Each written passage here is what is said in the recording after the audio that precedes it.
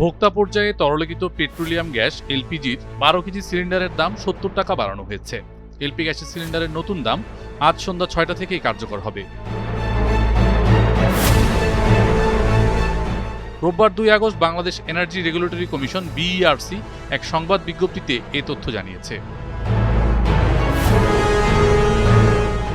Bashundhara tissue, অশুদ্ধতার বিরুদ্ধে এক বিন্দুও ছাড় নয়। বিজ্ঞপ্তির তথ্য অনুযায়ী গৃহস্থালিতে ব্যবহৃত 12 কেজির এলপিজি সিলিন্ডারের দাম 70 টাকা বেড়েছে। এতে রিটেইলার পয়েন্টে ভোক্তা পর্যায়ে মূসক সহ 12 কেজির এলপিজি সিলিন্ডারের দাম পড়বে 1598 টাকা, যা আগে ছিল 1528 টাকা। পরবর্তী আদেশ না দেওয়া পর্যন্ত নতুন এ দাম বহাল থাকবে বলে জানায় বিইআরসি।